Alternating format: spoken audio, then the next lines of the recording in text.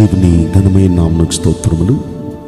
ఈ వాగ్దానం వింటున్న మీకందరికీ మన ప్రభువును ప్రియ రక్షకుడైన యేసుక్రీస్తు నామములో శుభములు, మా హృదయపూర్వకమైన వందనములు తెలియచేస్తున్నాం.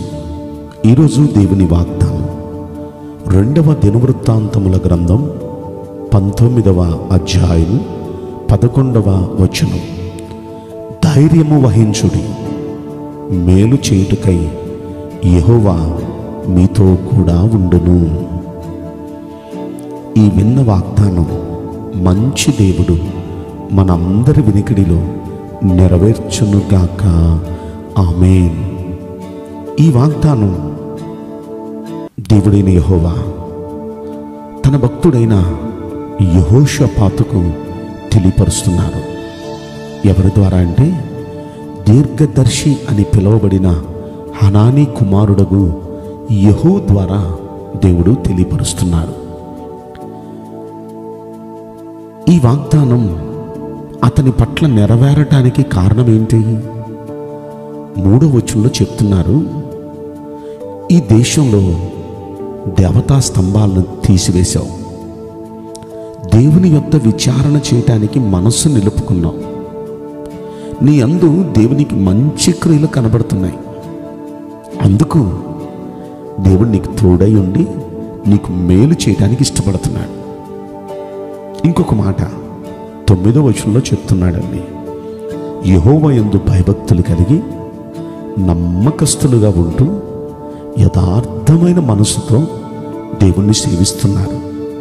అంత మాత్రమే కాదు, ధర్మశాస్త్రాన్ని అనుసరించి నడుస్తున్నారు, అందుకు యెహోవా మీతో కూడా ఉండటానికి ఇష్టపడుతున్నారు, మీకు మేలు చేయడానికి ఇష్టపడుతున్నారు, ధైర్యంగా ఉండండి అని ప్రవక్త చెప్తున్నారు. ఈ మాటలు వింటున్న ప్రియ దేవుని బిడ్డలారా, ఈ వాగ్దానం మన పట్ల నెరవేరాలంటే మనం కూడా చేయాల్సిన పనేంటి? దేవతా స్తంభాలని తీసివేయటం అంటే దేవునికి ఇష్టం లేని వాటిని మనం తీసేయాలి. దేవునికి ఇష్టం లేనివి ఏమైనా సరే మనలో నుండి తీసేసుకోవాలి. విగ్రహాలన్నిటి జోలికి మనం వెళ్ళొద్దు. మనలో నుండి విగ్రహాలను తీసేసుకుందాం. మనలో దేవునికి ఇష్టం లేని ఏమున్నాయో అవన్నీ మనం తీసేసుకుందాం. రెండవది, ఎందుకంటే మనం ఈ మనసులో పెట్టుకొని మనం ఎంత ప్రార్థన చేసినా దేవుడు మన ప్రార్థన ఆలకించడు.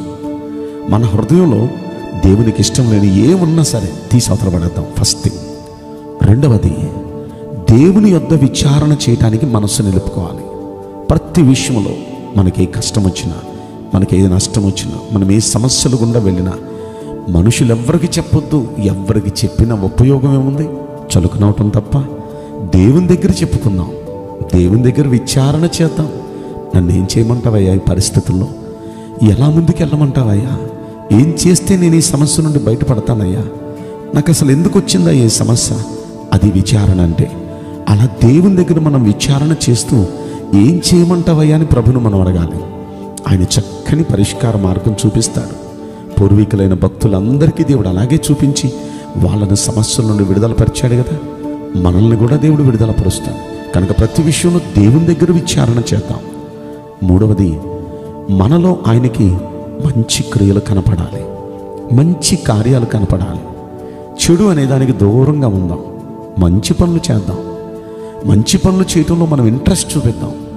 ఇలాంటి మంచి కార్యాలు మనలో ఆయన కనిపిస్తే ఖచ్చితంగా మనకు తోడుగా ఉండి మనకు మేలు చేస్తాడు ఆయన. ఇక 4వది చెప్పాలంటే, దేవునికి భయపడుతూ భక్తి చేద్దాం.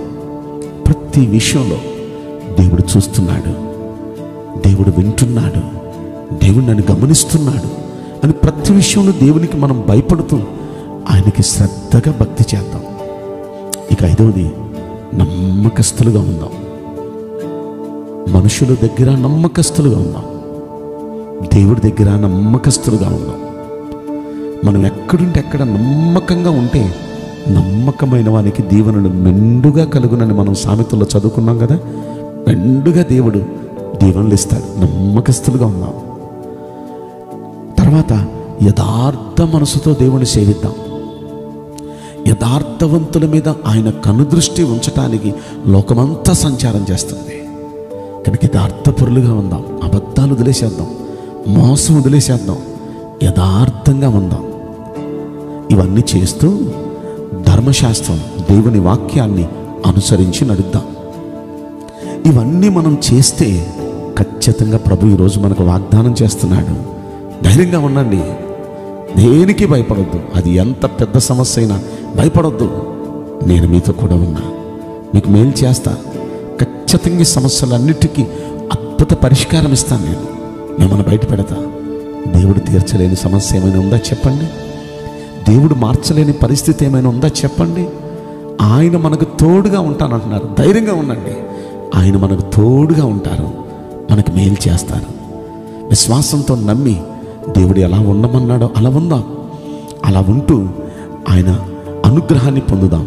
ఈ వాగ్దానం మనందరి వెనుకల్లో మంచి దేవుడు నెరవేర్చునుగాక.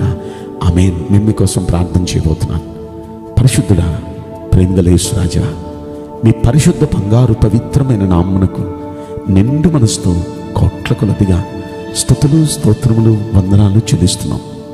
ఈ వాగ్దానం వింటున్న ప్రియుల జీవితంలో దయచేసి వారికి ఉన్న కలవరాల నుండి, సమస్యల నుండి, చికాకుల నుండి వారిని దయచేసి మీరు తోడుగా ఉండి వారిని విడుదలపరచండి, మేలును చేయండి. నీ మీద విశ్వాసం ఉంచి నీ కృప కోసం మాత్రమే కనిపెడుతున్న ప్రతి వ్యక్తి పట్ల దయచేసి కృప చూపించమని కొద్ది మనవుడు నజరుడైన యేసుక్రీస్తు ప్రశస్తమైన నామములో మిక్కిలి వినయముతో ప్రార్థించి బ్రతిమలాడి వేడుకుంటున్నాం ప్రియ పరలోకపు తండ్రి. ఆమేన్. May God bless you all. Thank you.